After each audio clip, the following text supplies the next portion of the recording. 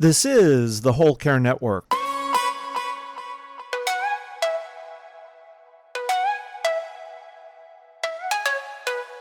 Helping you tell your story one podcast at a time. Content presented in the following podcast is for information purposes only. Views and opinions expressed in this podcast are solely those of the host and guest and may not represent the views and opinions of the Whole Care Network. Always consult with your physician for any medical advice, and always consult with your attorney for any legal advice. And thank you for listening to the Whole Care Network.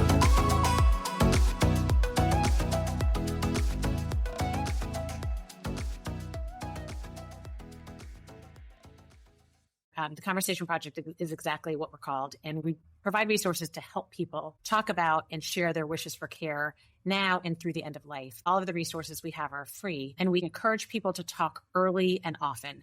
Are you caring for others while working and trying to live your own life? Wondering how to find the time for your own health and happiness? Well, you're in the right place. The Happy Healthy Caregiver podcast, which is part of the Whole Care Network, is the show where real family caregivers share how to be happy and healthy while caring for others. Hello and welcome. I'm your host, Elizabeth Miller. I'm a fellow family caregiver, a care advocate, a professional speaker, author, certified caregiving consultant, and certified senior advisor. If this is your first time listening, thank you for being here. This is a show produced bi-weekly to help family caregivers integrate self-care and caregiving into their lives. Each episode has an accompanying show notes page. If you'd like more detail about the topics, products, and resources we speak about, or you want to see any of the related photos, you'll find the show notes by going to the website happyhealthycaregiver.com, and underneath the podcast menu, click the image or episode number for today's show. The link for the show notes will also be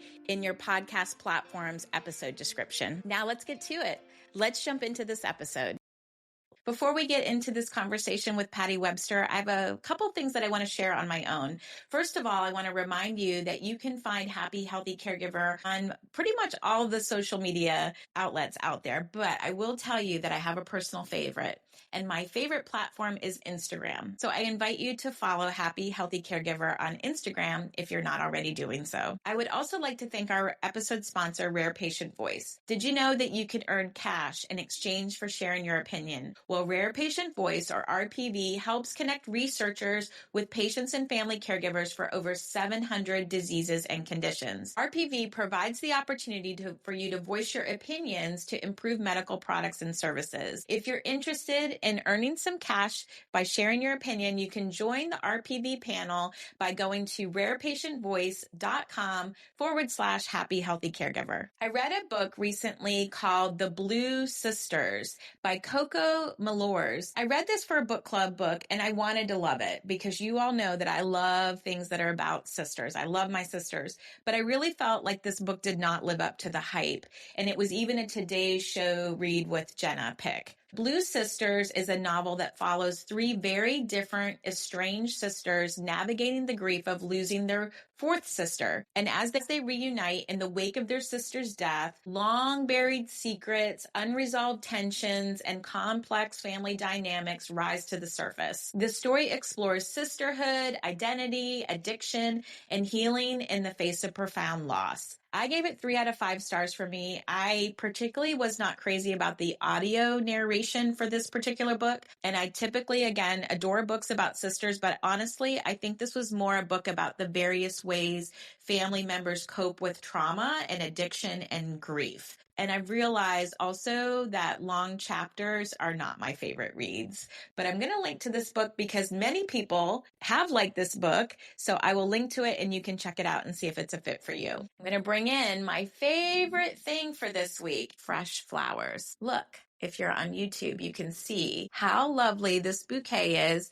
This was a bouquet that my friend Cheryl brought over. We had a dinner party with them and my husband's best friend from high school and his wife. And so she's been bringing me flowers, which I love. And I've been also buying myself flowers. But flowers are just an easy way to kind of brighten up your day and give you joy. These smell so lovely. I love all of the vibrant colors. And it feels like when you get a bouquet of flowers, flowers, that you're celebrating life, frankly. And we're going to talk about that in today's episodes. Flowers make everyday moments just feel a little bit more special. I had buy myself flowers on my 20 for 25 list, and I'll link to how you can create your 20 for 25 list if you don't have any idea what I'm talking about. But why not buy yourself flowers? You can sometimes find them very inexpensively. I know we have a Kroger or Trader Joe's, which is a great find to buy flowers. Getting yourself a bouquet of flowers, you're not going to regret it. I'd like to introduce our guest for today's episode. Patty Webster is no stranger to caregiving. She helped care for her mom at the end of her life and now supports her sister,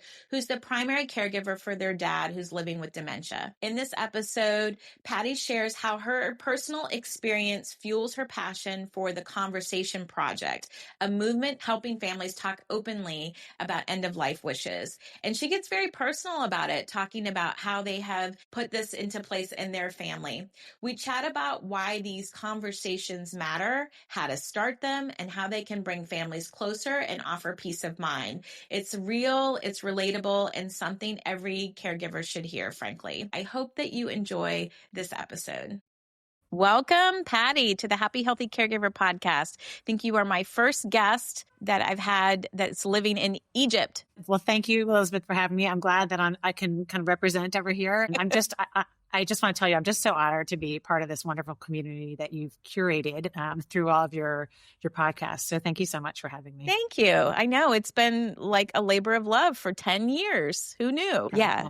And if I'm being honest, so many times I've thought, I'm done. I'm just going to, flip the table and kind of phone it in on my day job, and particularly when I was a working family caregiver. But I just am really glad that I've, hung it out and ridden the different waves throughout this, because it's so needed. I'm basically creating what I wish existed for me. So I hope that this finds the people who need it today in our conversations. But we do kick off the episodes with something from the Happy Healthy Caregiver jar. This is stuff that I have collected, particularly in those heavy caregiving years, that spoke to me. And then I created this, a replica of this for my sister when we transitioned care.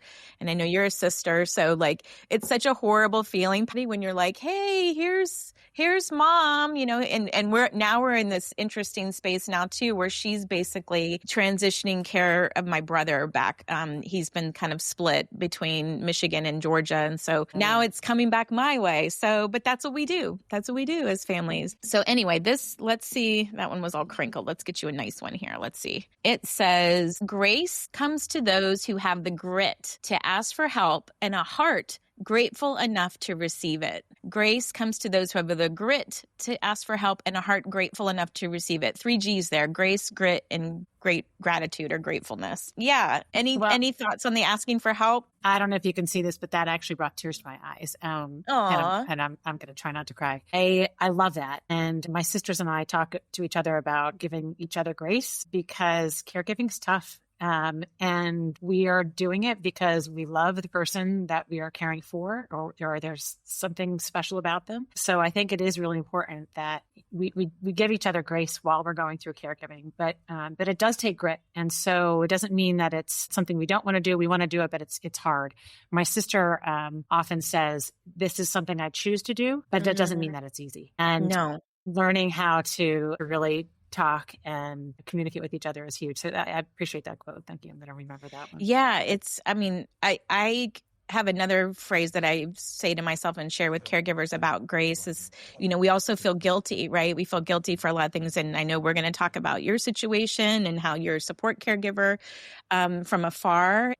Guilt is a natural feeling, because we want to be available and we want to do all of these things because, again, we love these people. And so there's nothing I can say on this podcast or on my speaking events or anything else about removing the guilt factor. But grace is really what I want to insert the other G word there. So grace and gratitude are great things to help combat the guilt too. So thank you. No apologies for teary eyes too.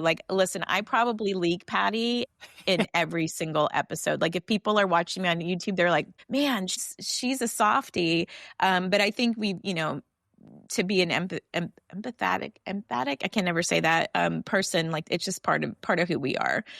Tears are good. You got to let the tears out because it does more harm to let them in. So I'm with you on that one. I just say I leak. I don't even call them tears. I like the leak a little bit. Yeah. Well, share a little bit, Patty, about your caregiving story with us. And I know you've had a couple different seasons of care. What have those looked like for you? So right now we are caregiving for my dad. And I say we, but it's really because there's different types of caregivers. And so my dad lives in Virginia Beach and I live over here in Cairo, Egypt. My sister, my middle sister, lives with my dad and is caring for him. And she's the primary caregiver. My oldest sister lives in Pennsylvania. So she's about 6-hour car ride away. And so she gets down there once a month or more often. And she's also a remote caregiver, but a little closer than I am. So I am a little farther away. My dad has dementia, early to, I think it's moving to middle stage dementia though, because we can see some shifts. And he also has a diagnosis of lung cancer.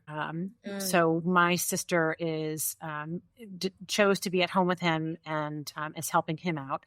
And a couple years ago, so I am, as a remote caregiver, I come in and I visit when I can. It's only a couple times a year, so it's not often. Being so far away. And so a couple of years ago, I was visiting my dad and my sister back in the States. And when I was visiting, what I do, and sometimes what us remote caregivers or out-of-towners do, there's also some other terms that we talk about, the seagull effect, and I can share a little bit about that. But I was visiting trying to problem solve and offer what I thought was helpful advice to my sister. And we had a really nice visit. We had some discussions and I left and I came back home and I was doing some work with the team that I work with. And all of a sudden it hit me like a brick.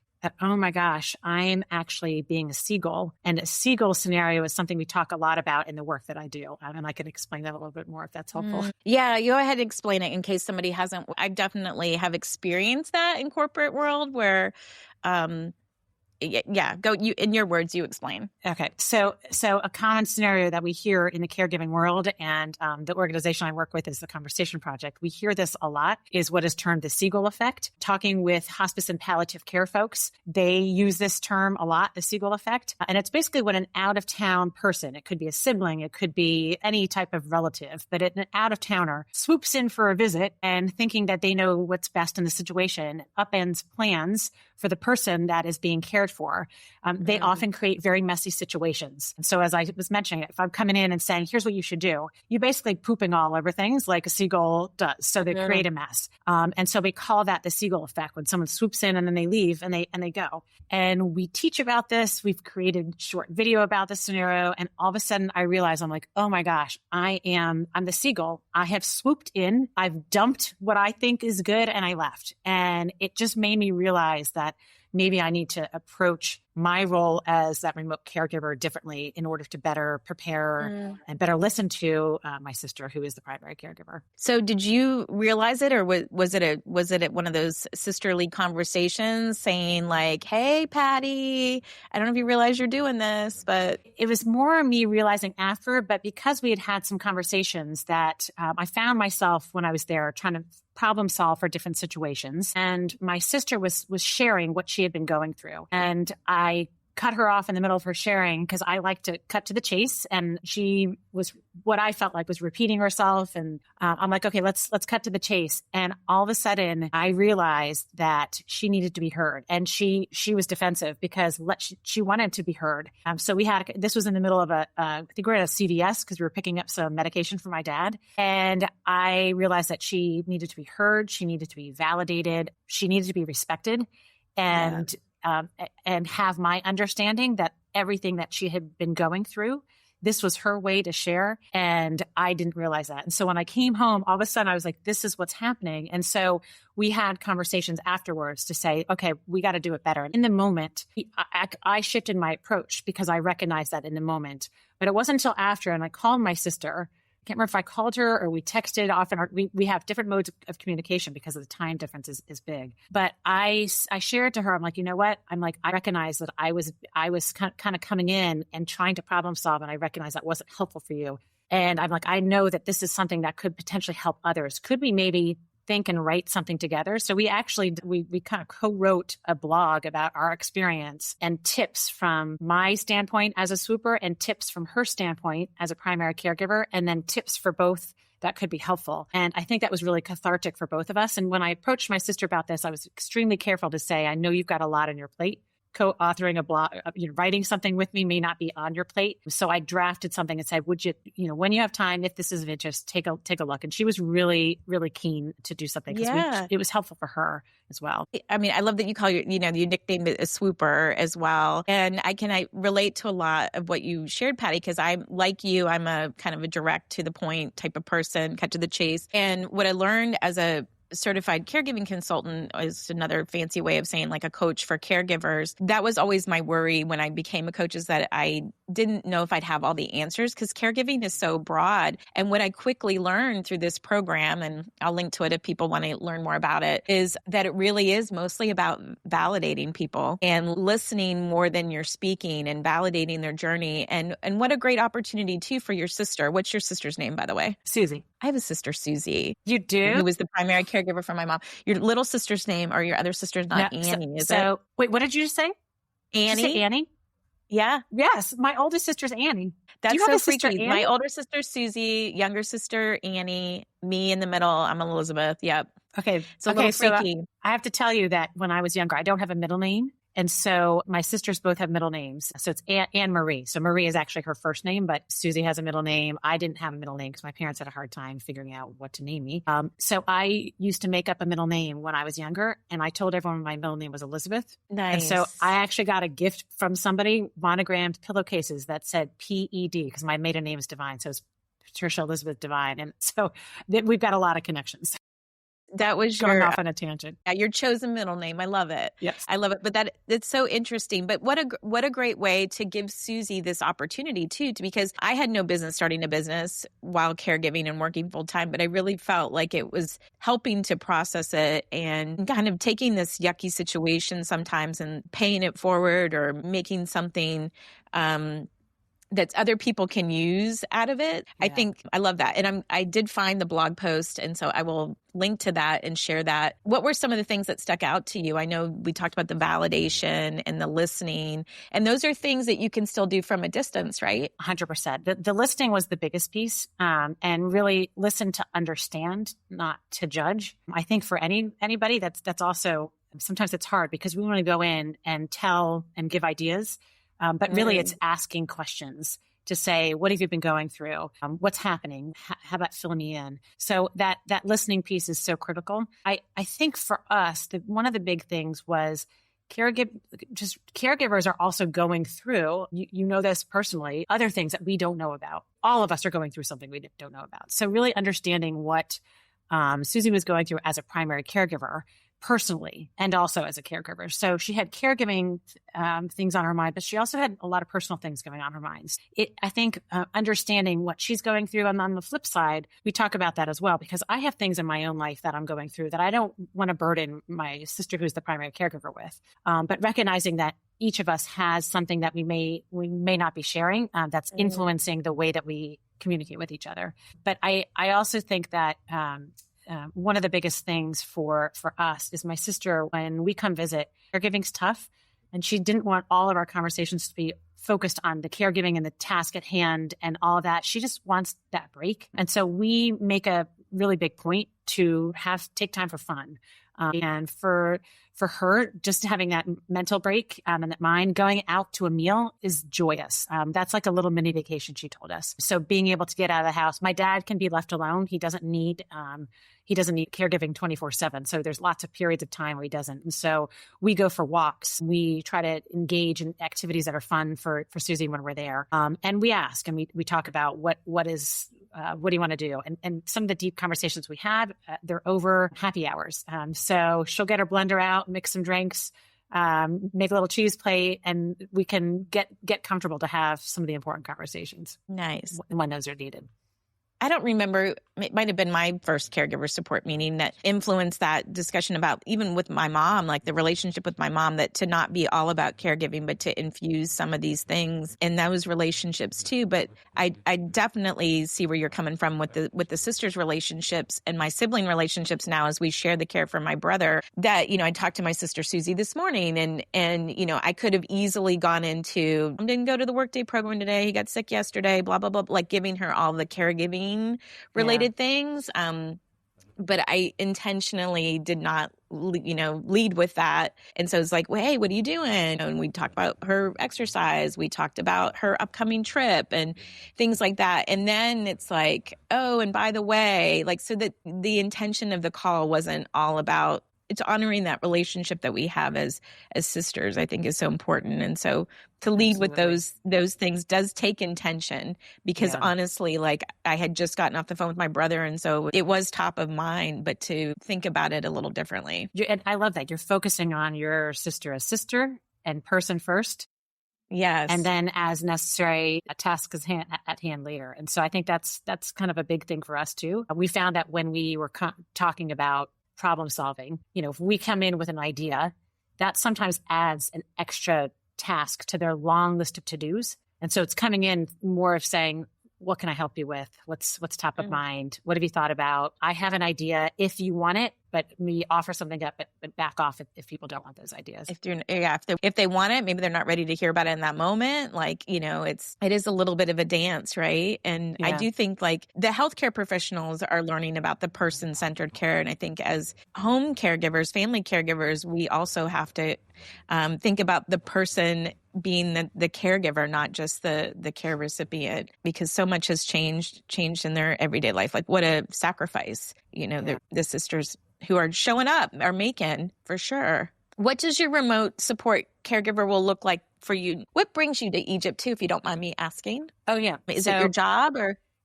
We're here for my husband's job. We are posted here in Cairo for his work, but I'm extremely fortunate that I'm able to take my work with us.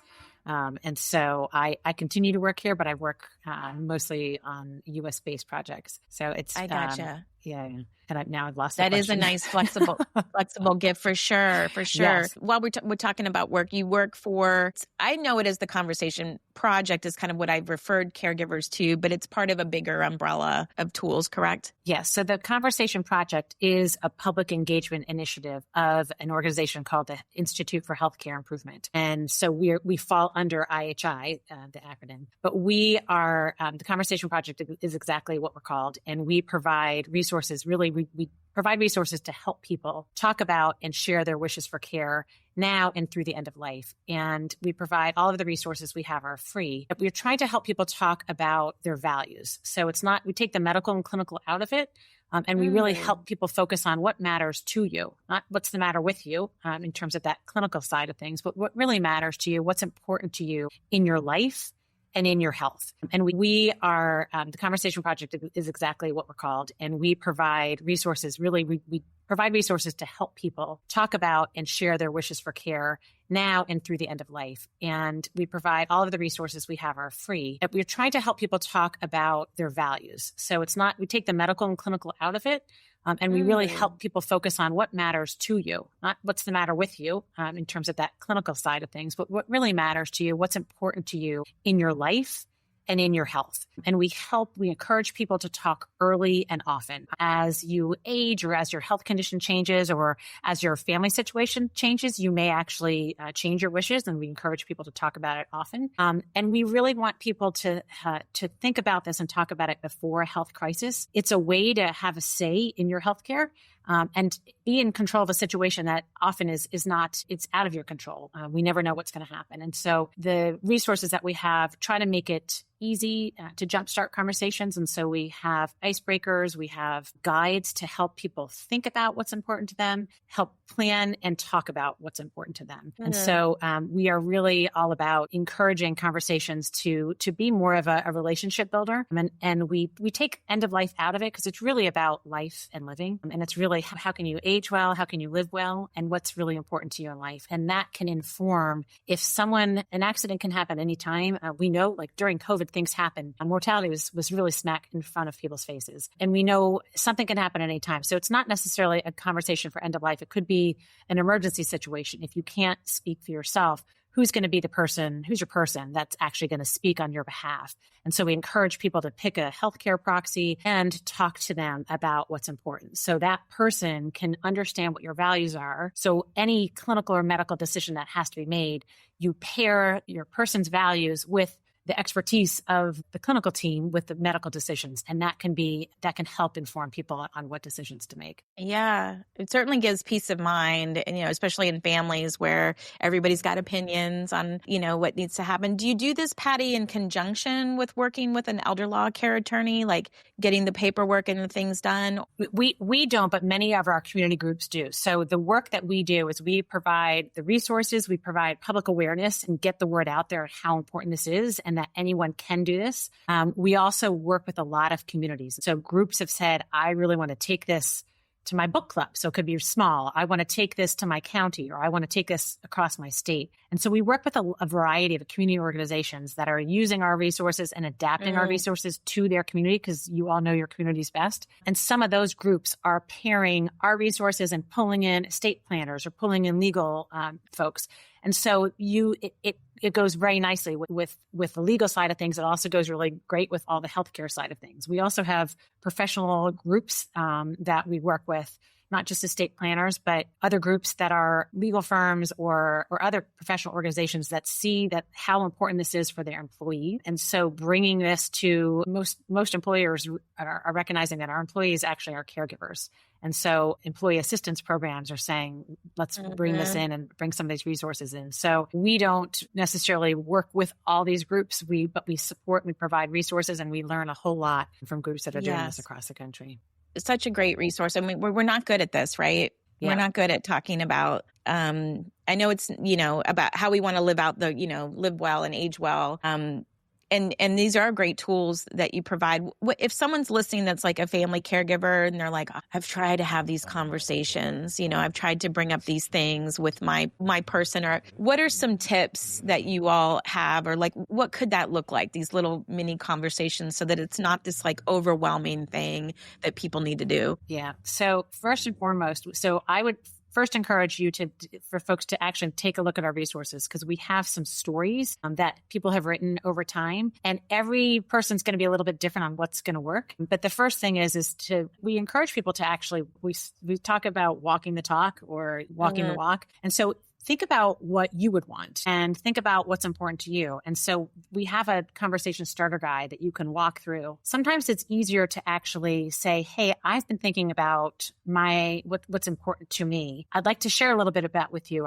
Can we have this conversation? And then you can ask about their wishes. So sometimes it's easier for someone to talk about their wishes if they hear first what is important to you. And so we have a guide that you can go through, and we just have open-ended prompts that people can think about what matters. I would say this podcast is an incredible opportunity to say, I was listening to this amazing podcast, Happy Healthy Caregiver, really gave me some ideas that I haven't really shared what's important, what I might want in terms of my healthcare wishes. Can we sit over a cup of coffee next week? Or I'm going to, if it's someone who doesn't want to do this in person, maybe you send an email to them and say, I learned a lot of really great stuff. I'd like to share it with you. Can we talk about it? Or you can send over email, or you can set up a Zoom conversation. You could set up a face-to-face conversation. But using this podcast is a great way to break the ice. If you have someone who you've just gone through something, if you're a caregiver, or maybe you had been a caregiver for someone else in the past, that is no longer here. And stories from people who have died, or stories that you've heard from others, sometimes opens up a conversation. So you might have seen something in the news, or you may have watched a movie. That's also a good way to open up. You know what? I saw this the other day, and it made me think about, I don't know if I have to speak up for you, what you would want and what's important to you. And you've always been there for me. Would you be willing to talk about this? Yeah. We suggest you don't throw it on people right away. You can give them some time to set up a conversation.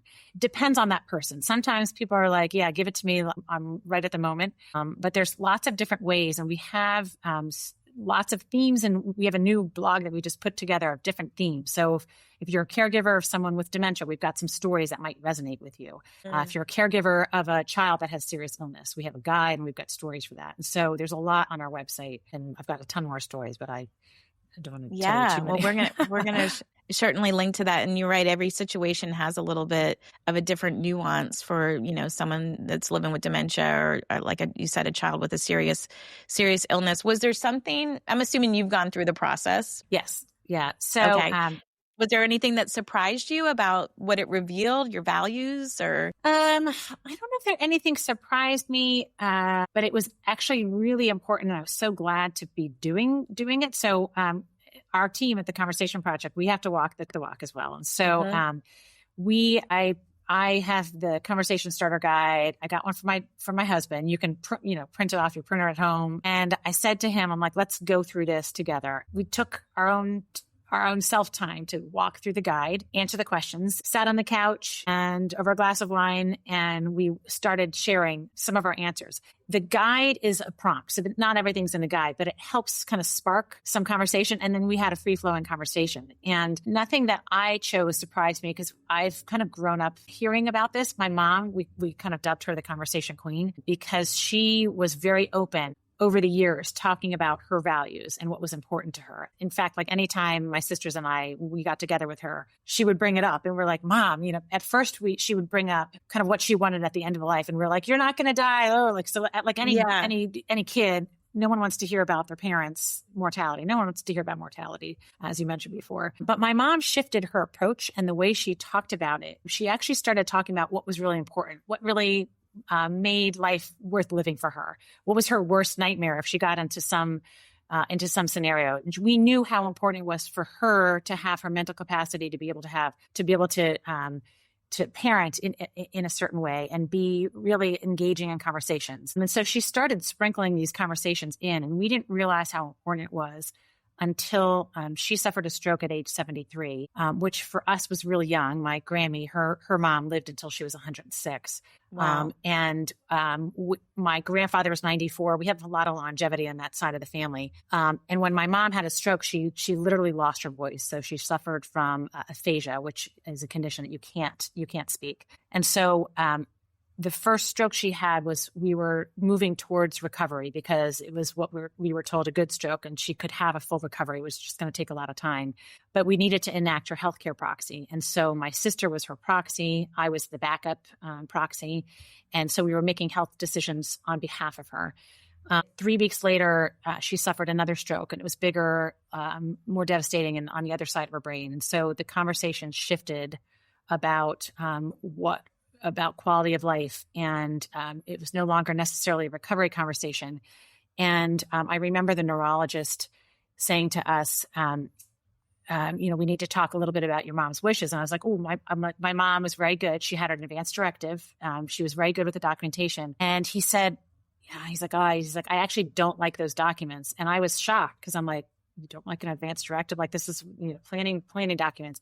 And he finished his sentence. He said, in the absence of conversations, because oftentimes what's on paper, if people haven't talked about it, there's more nuance. And a light bulb went up in my head. And I said to him, like, my mom's been talking to us about this. And so I didn't recognize until that moment that all these conversations she had to us about her values, she was laying the groundwork if we ever had to make these decisions for her. And we were so lucky that she had those conversations with not just myself and my 2 sisters, but she had those conversations with her siblings. And so we were actually all on the same page. So I knew telling a long story, I knew how important this was for her. And so that experience going through that with my mom made me realize when I was going through this with my husband, I knew what I wanted because I knew what I experienced as firsthand. And with my mom, it didn't make her death anymore. And so we chose hospice. We chose what my mom would want. We knew what quality of life looked like for her. And so the decisions we made, we knew that's exactly what one mom would have. And the grief and the death didn't make it that any harder, but it alleviated. We were allowed to grieve for the loss and not second guess and doubt our decisions for her. Yeah. And so that was so important. And I said to my husband and my kids who were reaching adulthood at that time, we need to talk about this now because this is so important. I just went on a Yes. I tangent mean, there. I'm learning here too, Patty. Like we've got the check marks next to all the paperwork because again, like, I've lived through this with my parents. I was grateful that they had, a trust and all their documentation kind of buttoned up and things. But I know what you're saying too about the nuances. Like it's not so black and white sometimes of what's going on. For like in my dad's situation, he was intubated 4 times, and he, was that what he wanted, and he certainly did the 4th time on my mom's request, when she was in the room asking for that. But and my mom was certainly the pain management was big for her, so have lived through that. But I don't know that we had like specific conversations about it. And now with my husband and I, like, we're never too young to kind of get our ducks in a row here, especially if we own property and we have kids and things that are going to kind of inherit some of these decisions and caregiving potentially. So I do think though that there's probably more conversations that need to be had. I mean, we've joked about some things like, I was a big scrapbooker years ago and I love family photos. And I'm like,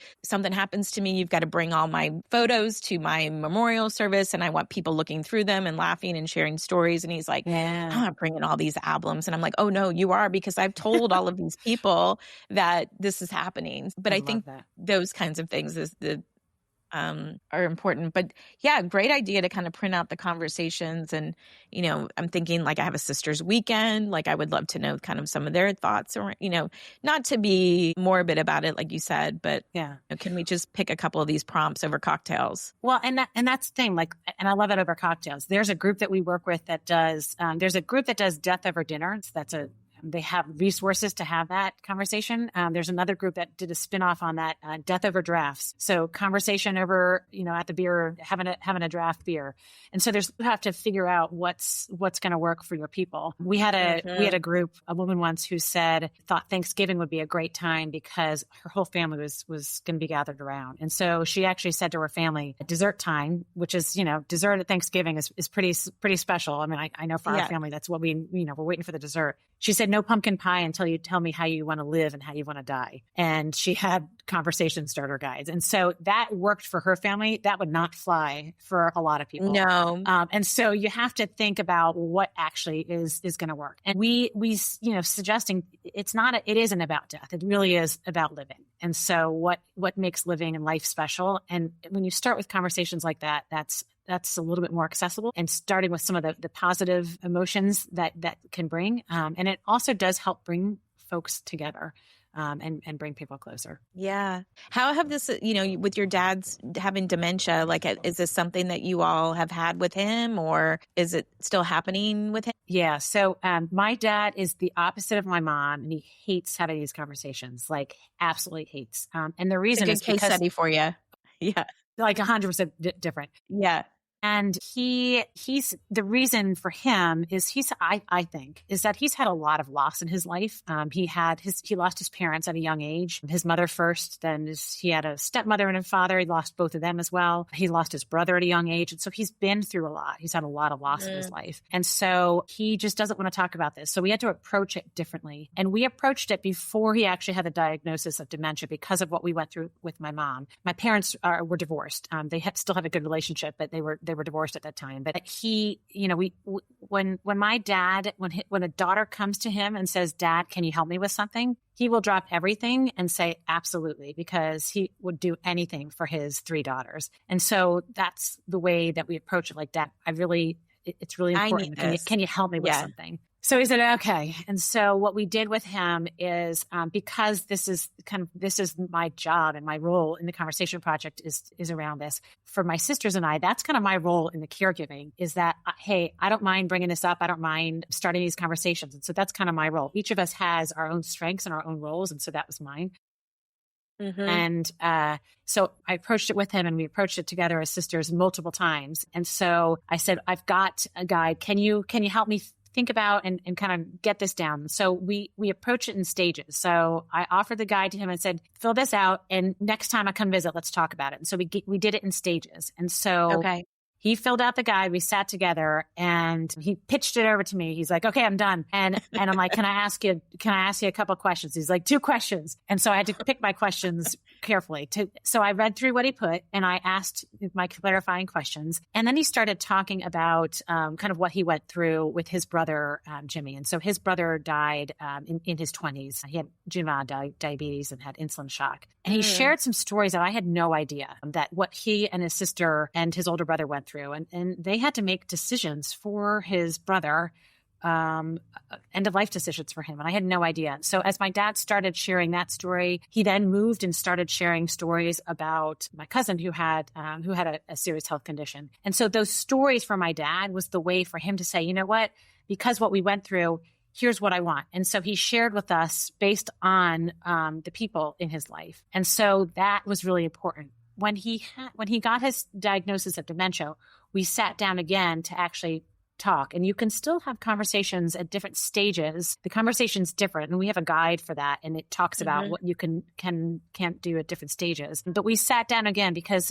again, wishes can change. And his doctor had wanted us to talk about a DNR and is this something of interest? Because my dad had made it very clear at this stage. He's like, I don't want any more medical. He's like, I'm done with doctors. And so with the lung cancer, he was like, I don't want anything. He's like, no, I don't want to see a doctor. And so we clarified some of that with him to make sure we understood what he meant. And we sat down with that DNR and said, okay, you've talked with the doctor about this. And we had to remind him about the conversation at the medical appointment. And it was pretty quick because it was very, very clear that he's just wanting to sit in his house, be left alone. Yeah. And he wants quality of life. And what that looks like, it's different for everybody, right? Like some people, if they can, watch the Braves game and enjoy a meal, through their mouth, that'd be fine. And other people, maybe they want more out of that. So I love that the conversations are unique to people. So we have to have them. You've inspired me, Patty, to print them out. I'm thinking like, I haven't had them with my brother. I haven't, he's neurodivergent. So I probably would use the dementia one specifically to kind of guide me there. So yeah, you've inspired me and hopefully you've inspired some people that would listen to. We're going to link to all of the Conversation Project things there. I'm going to switch gears on you a little bit and talk about your self-care. Like, what are you doing to take care of you, Patty? Oh yeah. Well, so I have it a little easy because as a remote caregiver, I can switch off and you talked about that guilt. And so I do have that guilt. How do you manage the guilt? Yeah.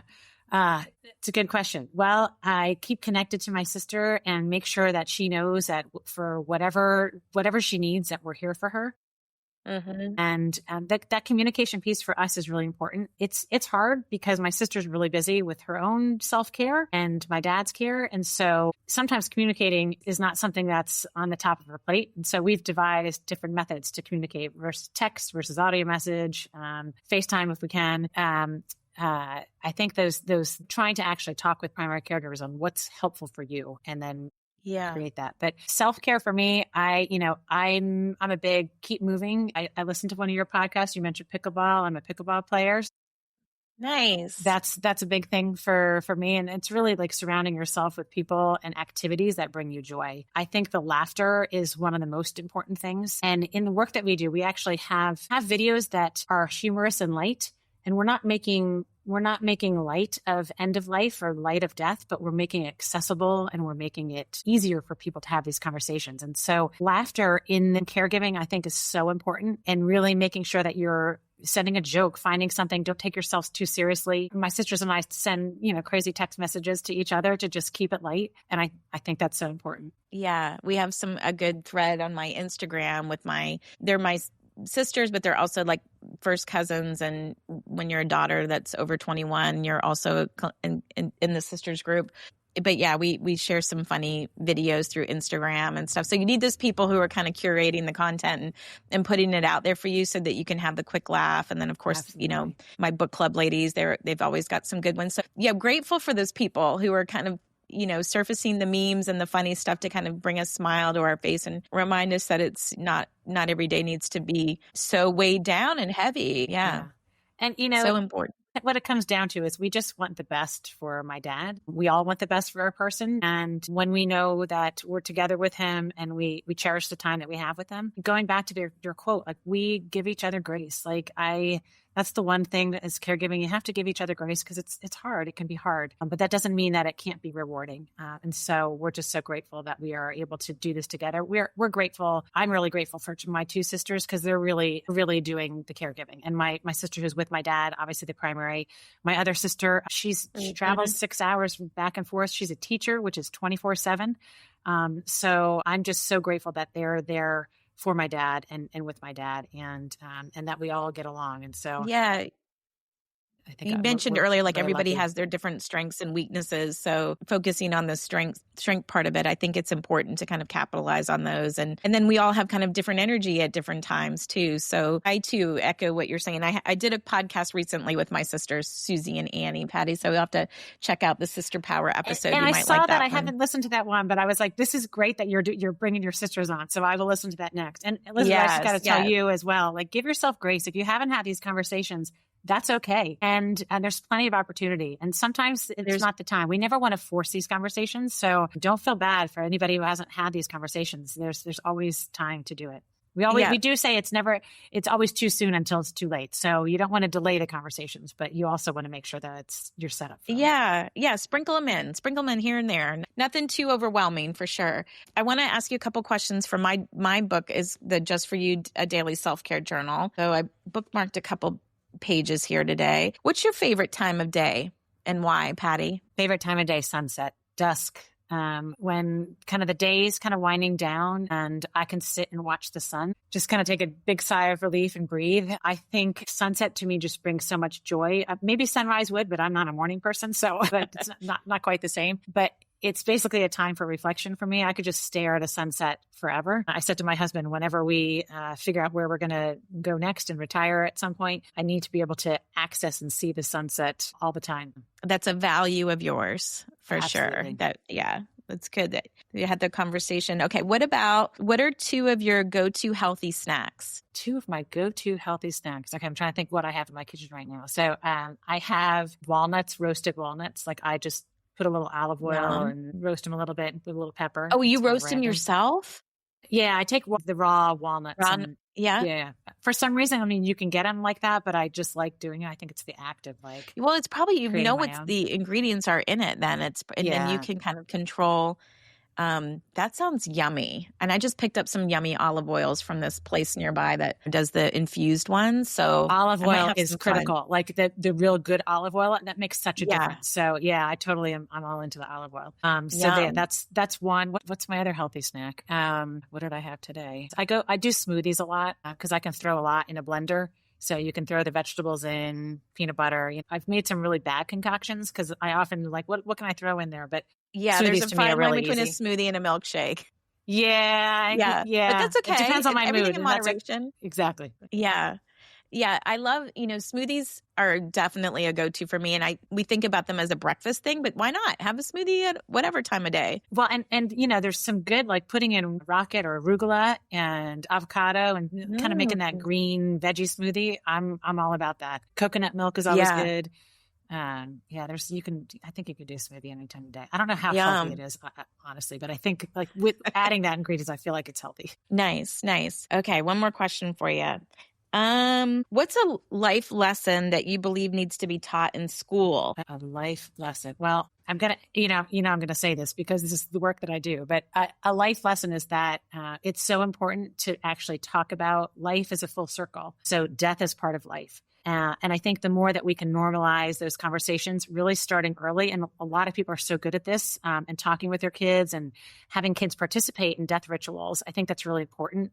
You have to know what's right for your kids. But when you're talking about life, if we can have people understand that it's a natural cycle and that to not fear death, I think often you just have to really talk about what is life and living and how important that is. And if kids can see and feel and understand what it means and try to make it a little bit easier, it's never going to be easy because we're always losing someone is always going to be hard, no matter what age and what stage they are. But if we can talk about it and understand that this is part of our life cycle, then I think that would be one of my goals. Yeah, it would be so interesting if we did that, in early school years, early education years, and then it's just part of life, part of talking about it. Maybe then we wouldn't be kind of in these predicaments of avoiding the conversations. Where do people connect with you, Patty? And can we guide them, to learn more about the Conversation Project and the work that you do? Yeah, I'm so happy to connect with anybody. The Conversation Project's website is basically theconversationproject.org. So you can go right there. Folks can connect with me on email. I'm pwebster@ihi.org. You can also find me in the Conversation Project website. I'm more than happy to help anybody, guide folks to resources, share stories. And I definitely encourage folks to look at the website because everything's free. There's so many really exciting stories and really heartfelt stories on there. And sometimes just emailing someone a story and say, hey, this opened up my eyes. Can be a really nice icebreaker. Amazing. Stories are definitely a form of advocacy, and you cannot beat free. Free is amazing. Yeah. And everything you can adapt to whatever works for you. So, and there's a whole ton more organizations out there. So we are not the only ones. There's some great resources. So if ours don't resonate, we have links to other resources out there. So there's games, this podcast is such a great icebreaker and opener. And so I'm just so grateful, Elizabeth, for everything that you do and sharing your story with me today. Well, thank you for coming on with me today, Patty. And yes, learned a lot from you. And it's you don't know whose lives you've touched and where this is kind of going to infiltrate into different areas. So that's what I love about the power of the podcast. So thank you so much, Patty, for coming on today. Thank you, Elizabeth. It's been such a pleasure. If you're a fan of this Happy Healthy Caregiver podcast, then you're going to love Confessions of a Reluctant Caregiver podcast, which is also part of the Whole Care Network family. Join sisters JJ and Natalie, who offer a candid, unfiltered space to confess the good, the bad, and the ugly of being a caregiver. From heartfelt confessions to insightful guest interviews, they've got it covered. You'll laugh, cry, and everything in between. Tune into the Confessions of a Reluctant podcast on your favorite podcast platform or visit confessionsofareluctantcaregiver.com. Thanks for listening to the Happy Healthy Caregiver podcast on the Whole Care Network. I hope this episode provided encouragement and practical tips to infuse into your life.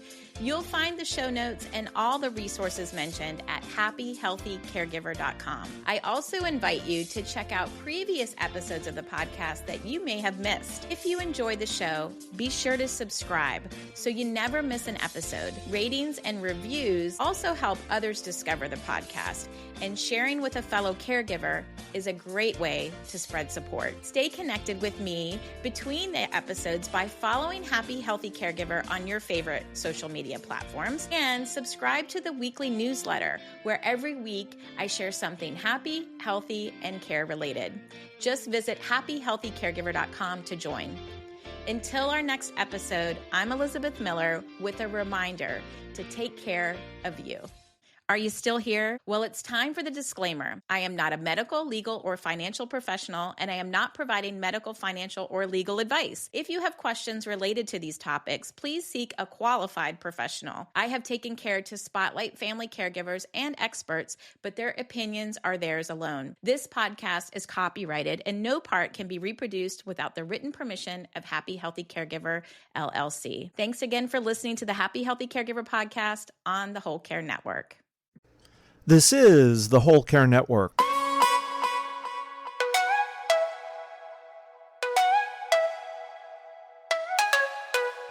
Helping you tell your story one podcast at a time.